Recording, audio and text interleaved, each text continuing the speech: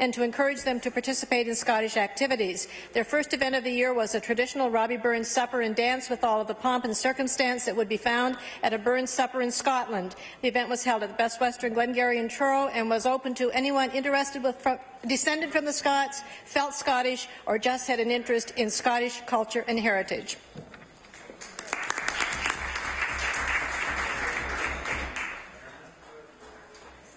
The honourable member for Lunenburg. Thank you, Mr. Speaker. Today I'd like to recognize students of the grade 4 class at Centre Scolaire de Rive-Sud. Students of the class, including Jane Jacobs, Lily Weil, Sophie Oikel, Leslie Simi, Chloe Kowalski, and Jade Conrad, recently donated $1,000 to Shade Animal Shelter. The students got together one day and pooled some leftover change to start the fund. Eventually, it grew to a modest $50. Big money for grade 4 students. A bake sale followed after school during a basketball tournament. Order, please. Time allotted for member statements has expired. We'll now move on to oral questions put by members to ministers. The Honourable Leader of the Official Opposition. Thank you, Mr. Speaker. Yesterday, the Minister of Finance began the latest Liberal backtracking on the film tax credit. And no wonder the entire industry is worried that the government will carry out its plan to cut their tax credit. Mr. Speaker, over 2,000 Nova Scotians work in this industry. It is a success story. I'd like to ask the Premier, will he now assure those 2,000 Nova Scotians who work in our film and creative industries that that tax credit will in fact be there for them next year? The Honourable Premier. Thank you, Mr. Speaker. I want to tell all members of this House how proud I am of the Minister of Finance and the tremendous work she's done, Mr. Speaker. Mr. Speaker, she will table a budget tomorrow which will send a clear message to Nova Scotians that we're not looking backwards, moving forward, and we're going to put this province on the right track, Mr. Speaker. The Honourable Leader of the Official Opposition on his first supplementary.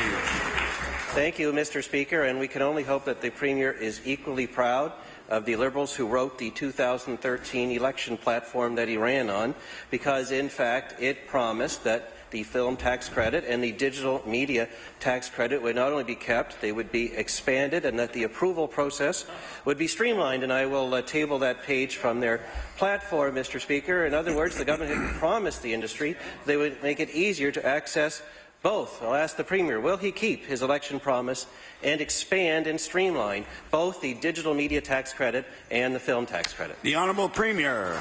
Thank you, Mr. Speaker. I want to thank the honourable member for the question. And again, I want to tell all members of this House the tremendous work the Minister of Finance has been doing. Tomorrow she'll table her budget, Mr. Speaker, and this province will begin to see a government that is focused forward, one that is putting this province on the right financial track, and one that is looking towards long-term sustainable economy in this province, Mr. Speaker. The Honourable Leader of the Official Opposition on his final supplementary.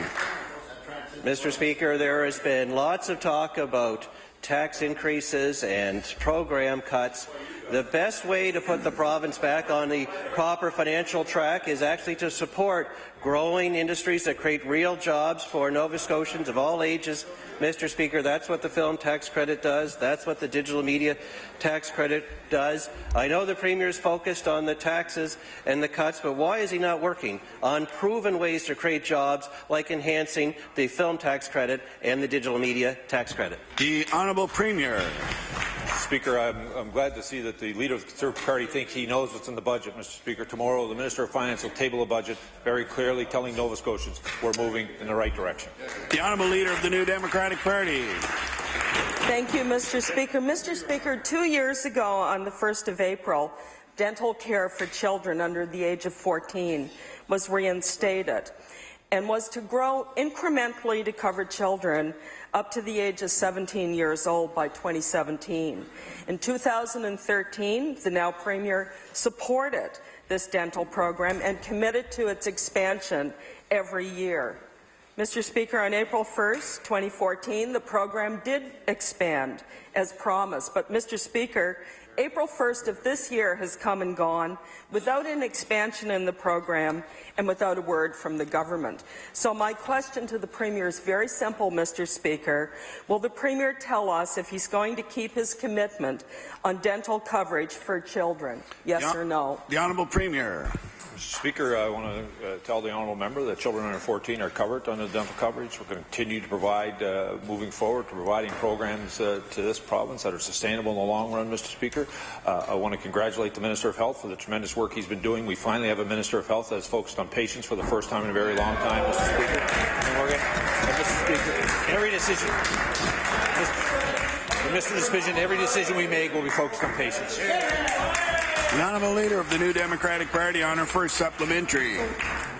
Thank you, Mr. Speaker. Well, Mr. Speaker, we know that children under 14, actually under 15, have coverage, but my point is that the Premier committed to increasing this to the age of 17 incrementally annually, and there's been no announcement of that incremental increase this year. So I don't know what's worse, Mr. Speaker, denying kids dental care or trying to hide another McNeil government broken promise, Mr. Speaker. So I want to ask the Premier, why would this Premier take away dental coverage for Nova Scotian children? The Honourable Premier. Mr. Speaker, I want to remind the honourable member this government is taking nothing away from children, Mr. Speaker. We continue to invest in children across this province. As recently as yesterday, I was pleased to stand and make an announcement in public education, ensure the kids get an opportunity, Mr. Speaker, to build an economy, build a job in this province. I'm very proud of the work that this government has been doing. And, Mr. Speaker, it's quite interesting to listen to the Leader of the Democratic Party to stand up in this House and talk about broken promises. Do you remember the HST? The Honourable Leader of the New Democratic Party on her final supplementary. Took off heating? The one we took off heating? Is that what you're talking about? Thank you very much, Mr. Speaker. And we'll have lots of opportunity to talk about HST exemptions in the coming days, I'm sure, Mr. Speaker. Mr. Speaker, I will tell you what's painful. It's listening to the Premier boast over and over about how open and transparent his government is, when, Mr. Speaker, it's just not true. So, Mr. Speaker, would the Premier please explain to parents how cutting a dental program for kids can be kept a secret, and that is not being open and transparent, Mr. Speaker? The Honourable Premier. Mr. Speaker, this government has not cut a program when it comes to dental care for young Nova Scotians, and the Leader of the Democratic Party knows that, Mr. Speaker. No matter how many times she repeats this, it simply does not make it true. She's wrong. The Honourable Leader of the Official Opposition. Thank you. Mr. Speaker, Nova Scotians expect their Premier to keep his promises, including a promise to bring stability and predictability to our democratic process by introducing fixed election dates. In fact, it was reported just over a year ago that the Premier was committed to this at the top of his agenda. And I'll quote directly, Nova Scotia's Premier says his new government is working on a package of reforms. At the top of his agenda is a plan to introduce fixed election dates. Mr. Speaker, the fact is the Premier has committed himself to this over and over again while in opposition. But today we have amendments to the Election Act and there's no fixed election date. I'll ask the Premier, what happened to his promise on fixed election dates? The Honourable Premier.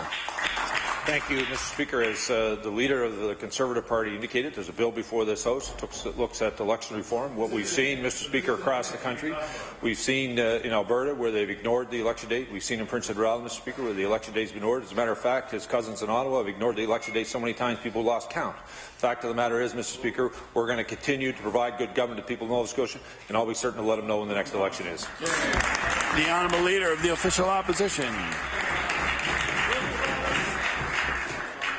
You know, Mr. Speaker, we have a lot of questions and answers in the House, but this might be the most bizarre answer I've heard yet, because what the Premier has basically said is he won't bring in a fixed election date law because he does not trust himself to actually keep his own law, Mr. Speaker. That's what he's just said to the House of Assembly here. And here we are, Mr. Speaker, about to go through a budget which the Premier describes as tough, and he's looking for ways to save money. Fact of the matter is, the elections in Nova Scotia would need $1,700,000 each and every year without a fixed election date. We could save that money right now if the Premier just kept his promise. If he won't trust himself to keep it, will he at least keep it to save the taxpayers $1,700,000 next year? The Honourable Premier. Mr. Speaker, I'm not sure where the leader of the Conservative Party gets his math, but it's been quite fuzzy, Mr. Speaker. The fact of the matter is, whatever day the election is going to be, Nova Scotians recognize... Order, please. The Honourable Premier has the floor. Mr. Speaker, thank you.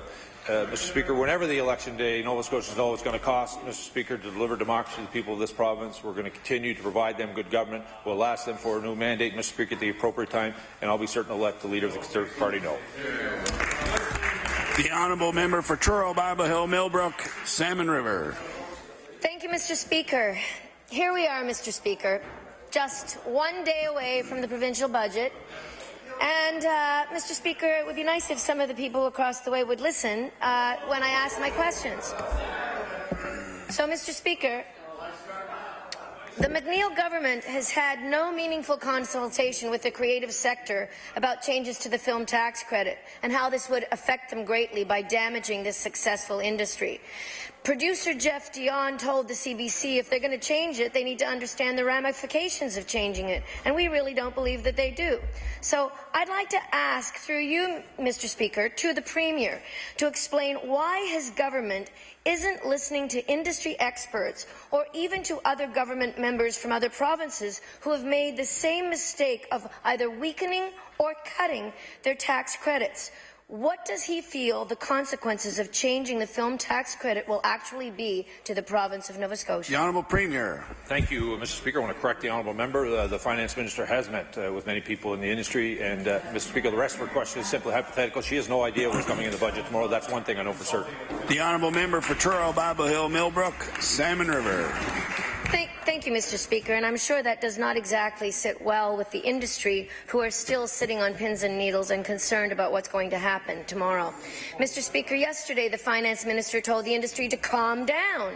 Well, isn't that ironic, Mr. Speaker, coming from the Minister who last November, when the Liberals pulled back their own legislation that would have banned flavoured tobacco, said consultation and listening to Nova Scotians is the right thing to do.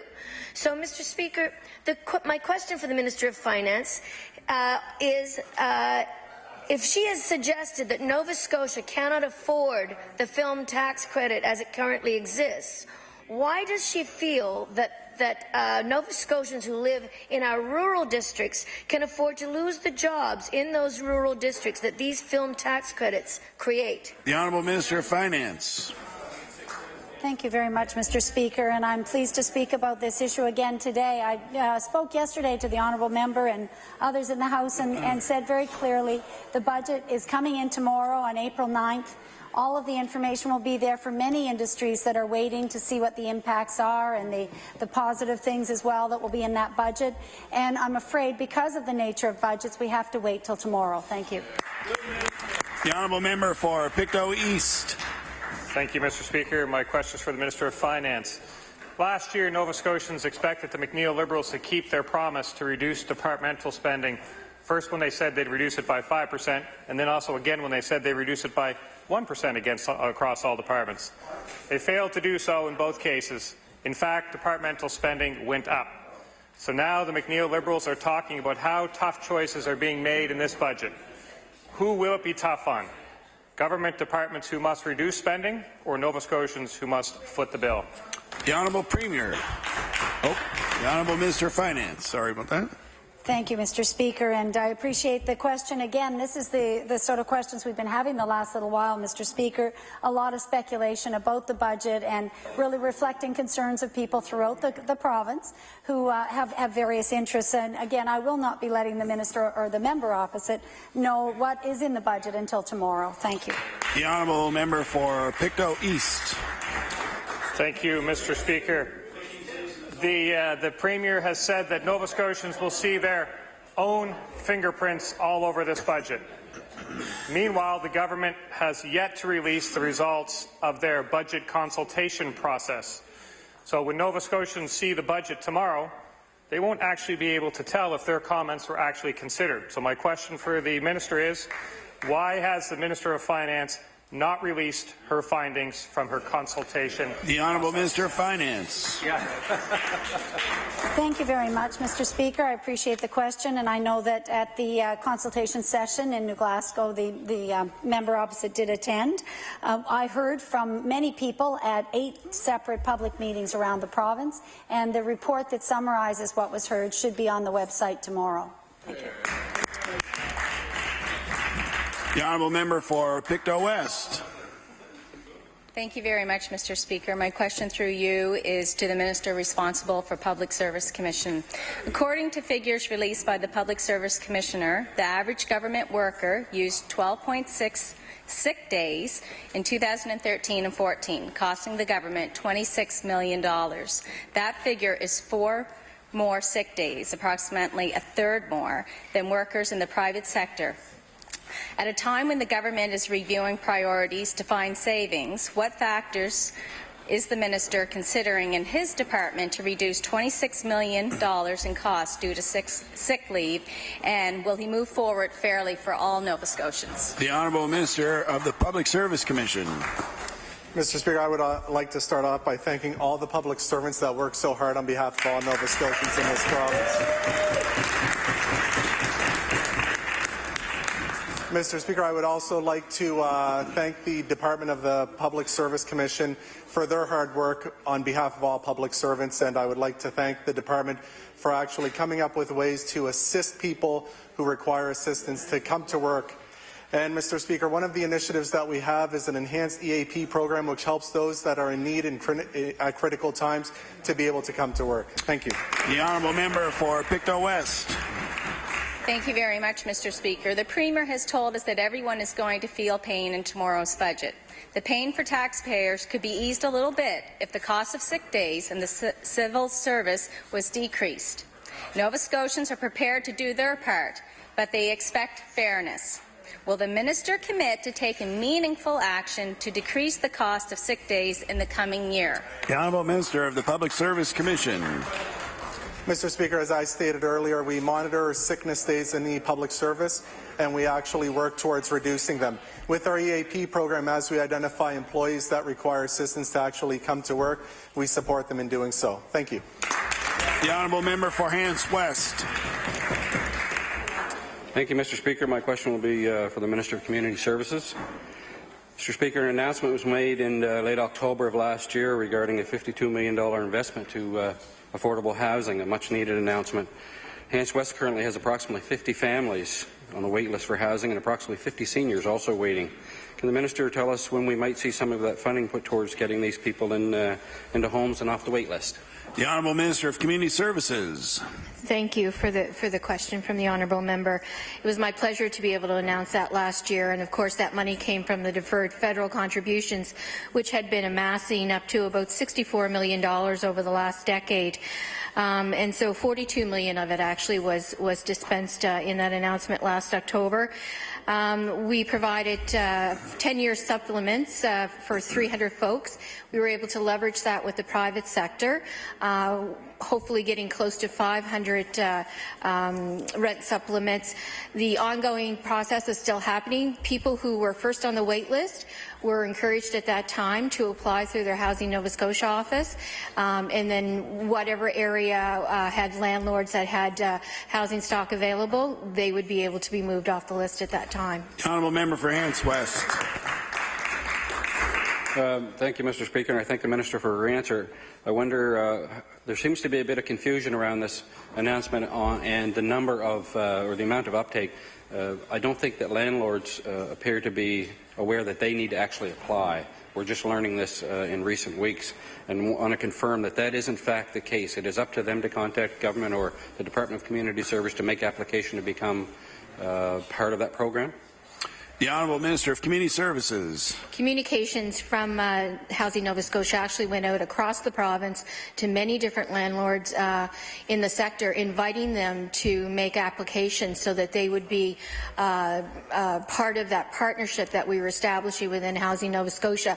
I was committed at that time, just because there was a rent supplement doesn't mean that I was going to put people into housing options that weren't safe, secure, clean, or substantial. standard. So the onus was on landlords to be able to apply and then come to the table with perhaps meeting us with some of those supplements so that we could increase the number of people to come off the wait list. So yes, they do need to contact our Housing Nova Scotia offices. The honourable member for Sackville-Cobequid.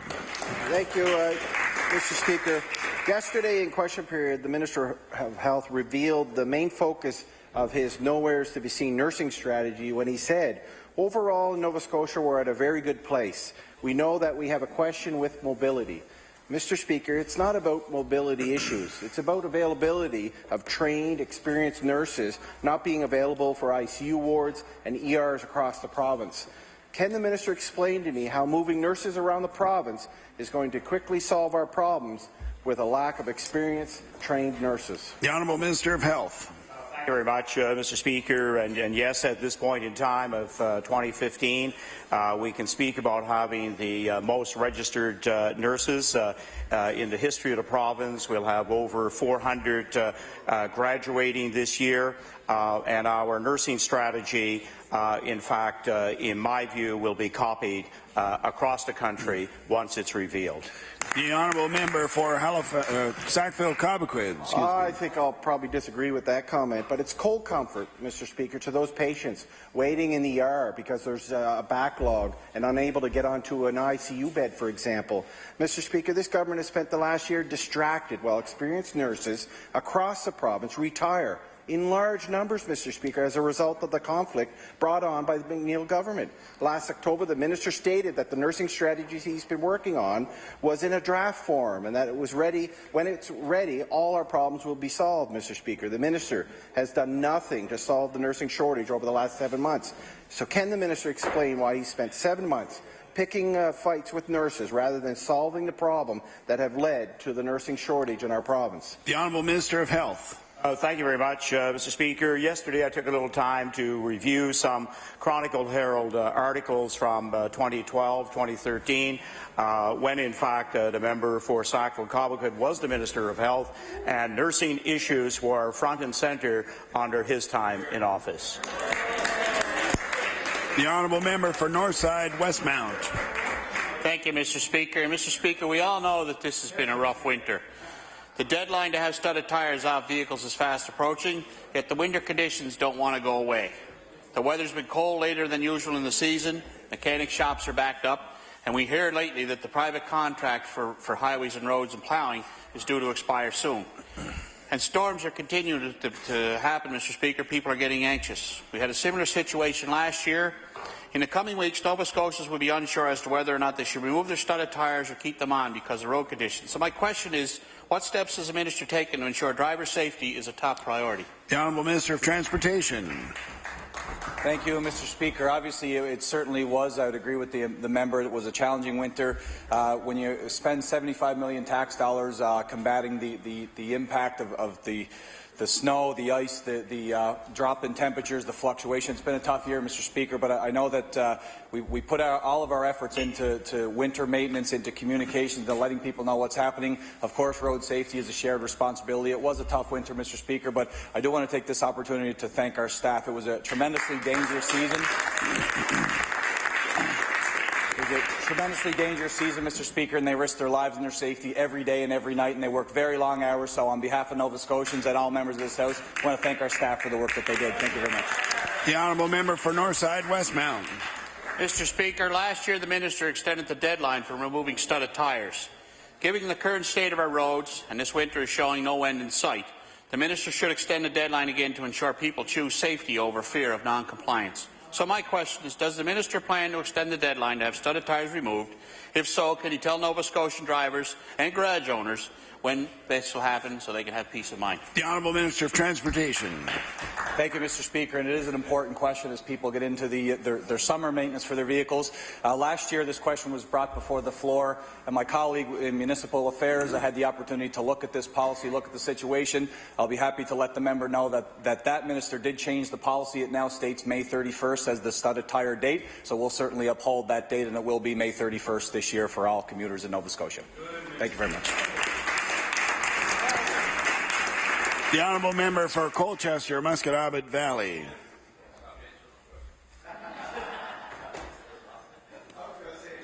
Thank you, Mr. Speaker. My question was going to be for the Minister of Economic, Rural Development and Tourism. Thank you.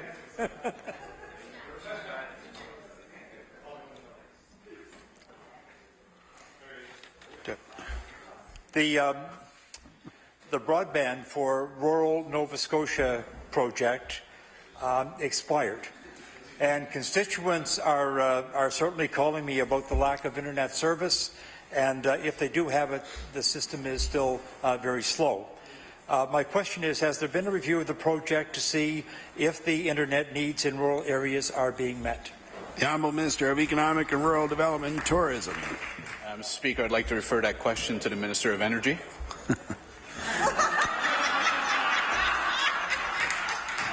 The Honourable Minister of Energy. Should I now refer it to Communications Nova Scotia? You've got 20 seconds. Mr. Speaker, we remain very concerned for any Nova Scotians that doesn't have access to high-speed internet. The broadband project did come to an end on December 31st of 2014. There's a federal funding that's going to be coming to increase high speed. We are still talking with the federal government to see if through that funding there is a way to still reach out to those who have not been connected to date. The Honourable Member for Colchester, Musqueam Valley. Which minister am I going to be talking to? Anyway, is there a plan for next steps that I can tell people will be coming? The Honourable Minister of Energy. Mr. Speaker, again, we remain very concerned, and the fact that any Nova Scotian who wants to have access to high speed and doesn't have access. The initial broadband project was announced in 2006 and was meant to provide 100% coverage. That was a goal which I'm sure was made with the greatest of intentions, but has proven to be near impossible to be able to achieve. Right now, approximately 99% of Nova Scotians who have asked to be connected have been connected. We continue to talk with some of the private companies that are out there about options for having connectivity in hard-to-reach areas, and as well as I mentioned earlier, we'll continue to work with our federal partners to see if there's any means with the new federal program coming out that could be also an opportunity to reach out to any residents or communities which are not connected. And we'll certainly let the member know the minute we have more information. Thank you. The Honourable Member, Leader of the New Democratic Party. Thank you very much, Mr. Speaker. Mr. Speaker, in the fall of 2013, the Premier released his election platform, and it states, and I quote, "A Liberal government will maintain all current HST exemptions." A year later, in the fall of 2014, the Premier released his tax review, and it recommends that rebates or exemptions of the HST be eliminated on or be put back on children's clothing, shoes and diapers. Mr. Speaker, my question for the Premier is this. Will he keep his promise to maintain current HST exemptions, including children's clothing, shoes and diapers? The Honourable Premier. Thank you, Mr. Speaker. I want to remind the member and all members of this House the report that was tabled in this House was an independent report at arm's length. Unlike the former government when they did election boundary commissions, we did not interfere. We actually allowed the people to do their work. Mr. Speaker, and I want to tell the honourable member tomorrow the Minister of Finance will table her budget, and I think all Nova Scotians will recognize it's a budget that's looking forward, one that is looking to put Nova Scotians back to work. The Honourable Leader of the New Democratic Party on her final supplementary. Thank you, Mr. Speaker. Mr. Speaker, in July 2010, the previous government exempted children's clothing, shoes and diapers from HST to help Nova Scotians with the costs of raising a family. If these HST exemptions are removed, families will pay hundreds of dollars more in taxes on these household essentials. Mr. Speaker, my question to the Premier is, will he assure Nova Scotian families these HST exemptions remain in place? The Honourable Premier. Mr. Speaker, I look forward to tomorrow, like all Nova Scotians, when the Minister of Finance stands up in this House and notifies all Nova Scotians the changes that have been made in the direction that we're moving this province in. I'm looking forward to working with Nova Scotians, one end of this province to the other, to put this province on the right track. The Honourable Member for Inverness. Mr. Speaker, my question is for the Minister of Justice. Currently, the Department of Justice encourages Nova Scotians actually, sorry, Mr. Speaker, I get that one mixed up there. There have been a number of instances, Mr. Speaker, in the province this year where seniors have been targeted by people posing as their grandchildren, saying they're in trouble and asking for money. Mr. Speaker, it was only a faulty bank card that saved the Banks family in Annapolis County last month from one of these scams. Can the Minister tell us what conversations she has had with law enforcement agencies regarding phone scams, and has she been made aware of any increases in the number of phone scams reported? The Honourable Minister of Justice. Thank you very much, Mr. Speaker. Appreciate the question. It's not something that's come to my attention recently. Thank you. The Honourable Member for Inverness. Mr. Speaker, I am aware the Department of Justice encourages Nova Scotians to contact Project Phone Busters, which is run through the federal government and the RCMP. But I do know in Ontario, online, they have a more comprehensive description of the types of phone scams that are out there and providing people with advice on how to avoid them. Can the Minister inform us if there are of the Department of Justice current practices when it comes to alerting Nova Scotians of these scams, and also if there are any new measures being put in place to catch those responsible? The Honourable Minister of Justice. Thank you very much, Mr. Speaker. Indeed, safety and security of all Nova Scotians is our priority at the Department.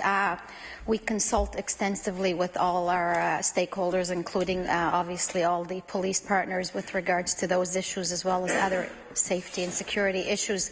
I can certainly get that information for you. There's nothing that is currently in front of me right now that I can provide to you at the moment. Thanks.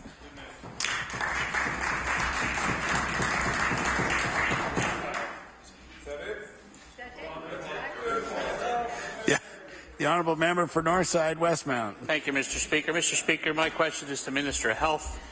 Seniors, caregivers and home care workers across the province are feeling great level of uncertainty over the government's plans for future home care delivery service. The Minister has been unclear about when the RFP would be issued and what sort of impact it may have on the people who rely on home care service.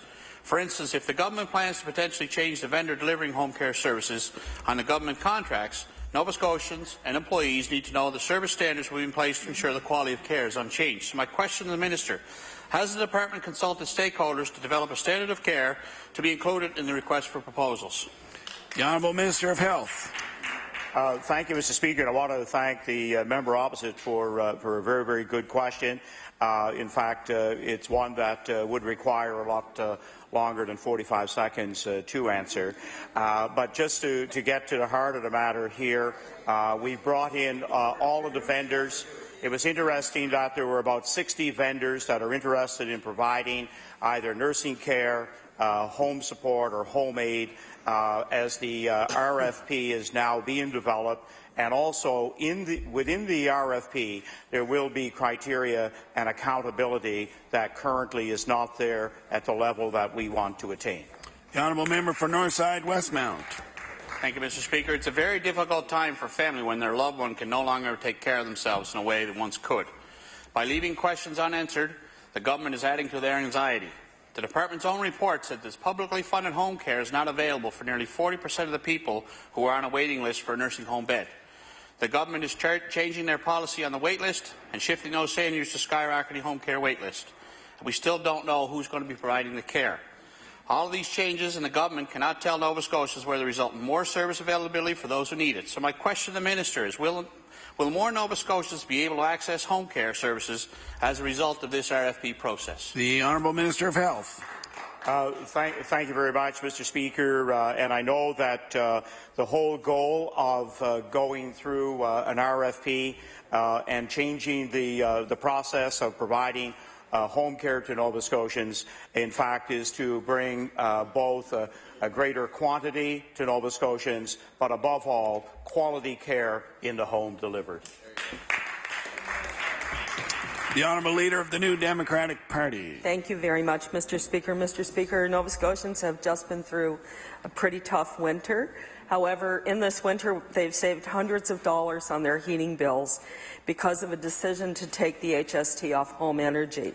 And although the Premier voted against that policy in the past, in May, he promised to respect that policy if he went into government, telling reporters, and I'll table his talk with reporters, that we will not be putting the HST on home energy.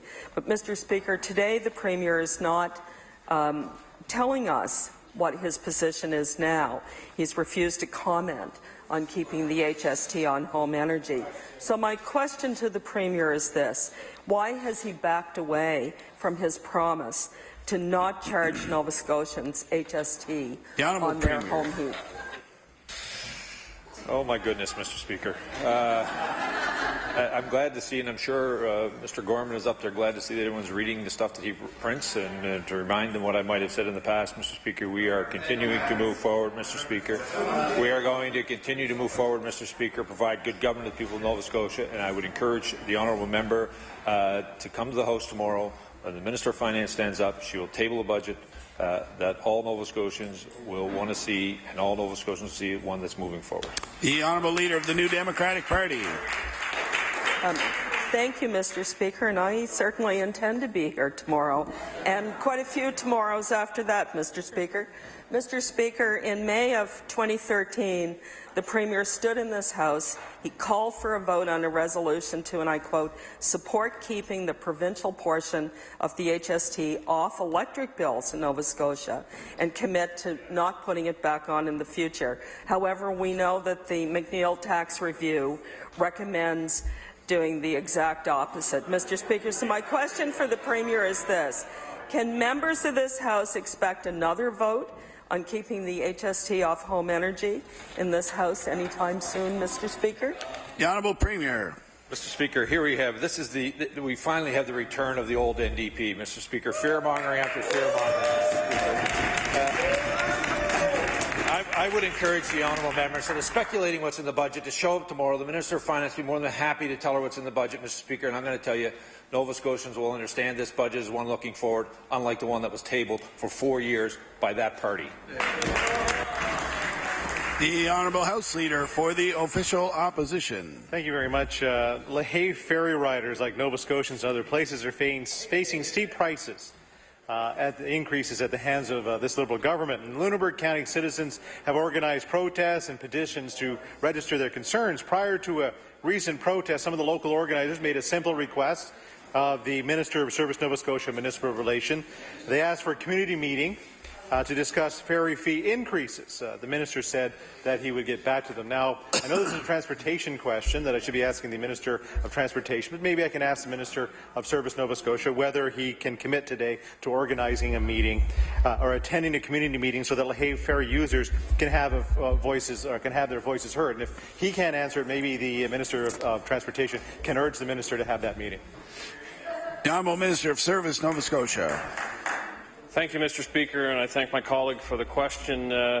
This past Monday, I attended to the LaHave Bakery.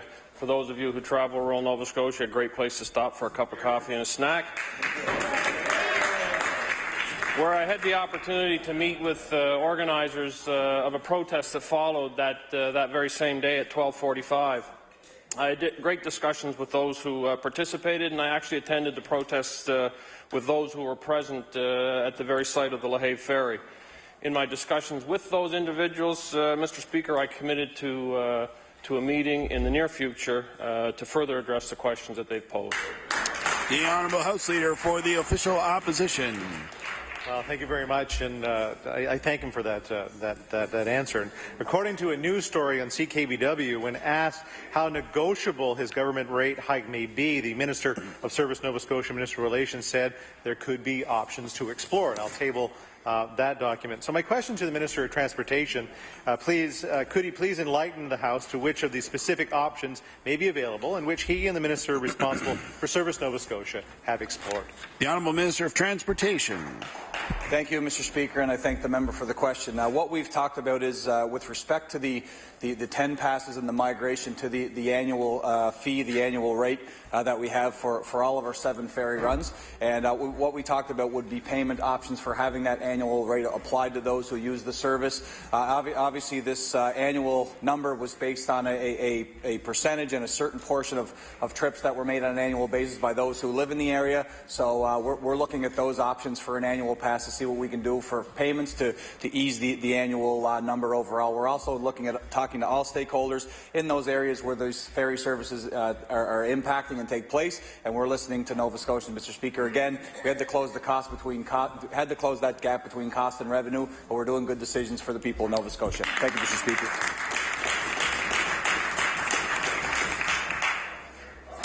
The Honourable Member for Colchester, Musqueam Valley. Who is a minister?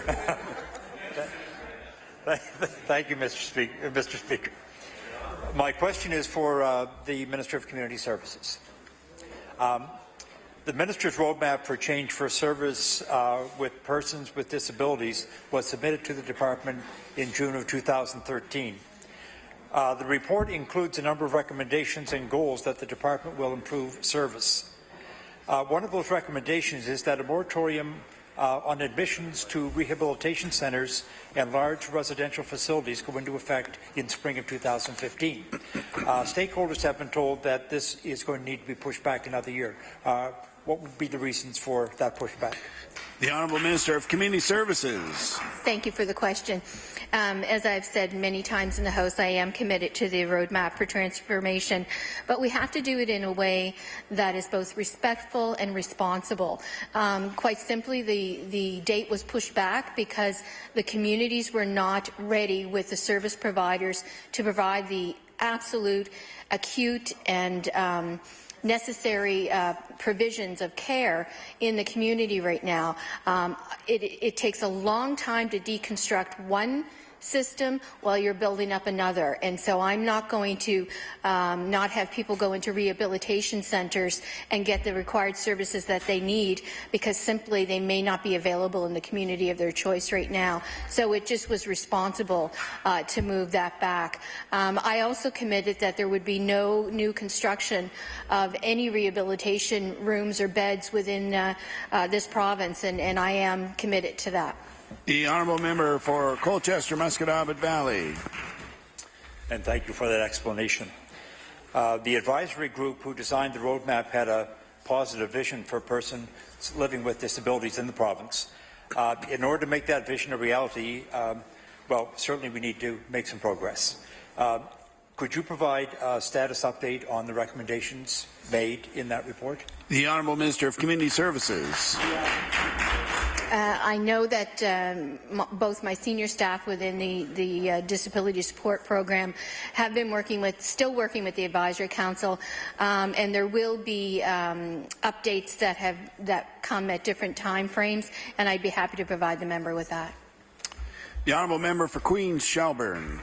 Thank you very much, Mr. Speaker. Mr. Speaker, my question is to the Minister of TIR. Mr. Speaker, yesterday when I asked about the new unfair tax hikes on our provincial ferries, the Minister gave an answer that shocked people who use these vital links on a daily basis. The Minister told the House that the McNeil government didn't hike ferries taxes, and I quote, "Only obvious alternative is to end the service altogether." End quote. Mr. Speaker, Nova Scotians use these ferries to go to work, visit relatives, and to get to medical appointments every single day. My question, does the Minister stand by his statement of yesterday that if the McNeil government didn't hike ferry taxes more than 160% in some cases, the only obvious alternative is to end the service altogether? The Honourable Minister of Transportation. Thank you, Mr. Speaker. The reality is that we're spending over $9 million per year, taxpayers, all taxpayers, including those who use the services, to cost to operate these ferries, Mr. Speaker, while collecting just over $1 million in revenue. We have to make tough decisions. There's tough choices to be had, and we're going to have the courage to make those decisions, Mr. Speaker. At the end of the day, we looked at what we could do to close the gap on the cost versus revenue. The reality is that when you look at the number of the subsidy, if you had to close that gap in other ways, you would have to look at the services and what you provide in those areas. We've talked to all the representatives from those respective communities. They've all shown leadership on the fact that their communities want those ferries to stay put, Mr. Speaker. We're not impacting services. We had to impact the cost, and therefore that's the way we made it fair for all Nova Scotians, and we stand by that decision. The Honourable Member for Queens Shelburne. Well, thank you, Mr. Speaker. What we're receiving, we're beginning to get a clear picture of how this government intends to deal with rural communities. The Minister of Community Service thinks it's okay to remove child care services. The Minister of Natural Resources thinks it's okay to remove welcoming faces from our provincial parks. The Minister of Economic and Out-Migration thinks it's okay to eliminate rural tourism jobs. Mr. Speaker, after watching his Cabinet colleagues eliminate rural jobs and child services, does the Minister of TIR think it's okay to pile on these major transportation tax hikes? The Honourable Minister of Transportation. Mr. Speaker, again, these decisions were made to cut the gap between the cost and the revenue for these services. We understand the importance in the community. That's why we're protecting those services, Mr. Speaker. We're not removing them. These were choices that were tough but necessary, Mr. Speaker. The reality is that for 4 years there was no leadership on the tough issues and on the questions facing this province. We have brought leadership to this House, Mr. Speaker, and we'll stand by the people of Nova Scotia. Thank you very much. The Honourable Member for Kings North. Mr. Speaker, my question is for the Minister of ERDT. It is crucial that the province's offering of economic development programming is operating at full capacity. Speaking about the Invest Nova Scotia Board at the Economic Development Committee meeting in February, the Deputy Minister of ERDT said the area of how they could support economic development is this big. They're going to have to figure it out of what are the most strategic areas, and they're doing that analysis now, and I'll table that comment. My question for the Minister is this. Has the Invest Nova Scotia Board informed you of the strategic areas that they will be focusing on, and will the results of their analysis be made public? The Honourable Minister of Economic and Rural Development. Thank you, Mr. Speaker. The fact is that the Invest Nova Scotia Board, as a new board, has been mandated by the government to, on behalf of the people of Nova Scotia, make some strategic investments for sector-wide type developments in this province. They are now working through the process of identifying the specific areas that they wish to focus on. That work is ongoing, and as soon as that work is finalized, we'll be more than happy to share the results of those discussions. The Honourable Member for Kings North. Thank you, Mr. Speaker. I'd like to thank the Minister for that answer. It has been indicated that the board will not have its own staff, but will be relying on ERDT staff. Additionally, it has been indicated that the board will have a budget to hire consultants to conduct research. To date, Mr. Speaker, I wish to ask the question. To date, how much has the board relied on ERDT staff, and has it hired any consultants to conduct economic research to inform its future funding decisions? The Honourable Minister of Economic Development. Mr. Speaker, the board has been using economic and rural development staff in order to discuss some of its priorities, some of the sectors that they wish to focus on. One of the other important areas has been on board governance and how the board should conduct itself going forward to ensure the most transparency and accountability takes place in all of their decisions. To date, I'm not aware of any consultants that they would have used. This is a board that is still in its infancy, and we certainly look forward to seeing some projects being put forward before the board and having them making decisions on investing money on behalf of Nova Scotians, which is arm's length and independent of government, something that was uncommon in this government under previous administrations. The Honourable House Leader for the Official Opposition. Thank you very much, Mr. Speaker. My question will be sort of on the same line of economic development and on internet service in rural Nova Scotia.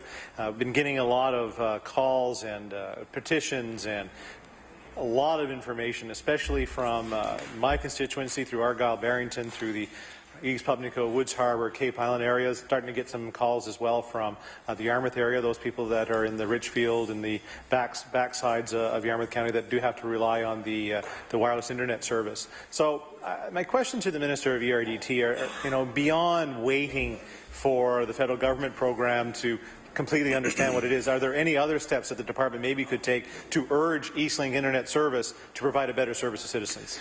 The Honourable Minister of Economic Development. Well, Mr. Speaker, as I've said many times, as the member is aware, the broadband project was first launched in 2006. In fact, I believe he was a minister of the government that launched that service. There was a request for proposals that went out, and the government of the day had decided to award part of those contracts to Eastlink to service the area which he represents.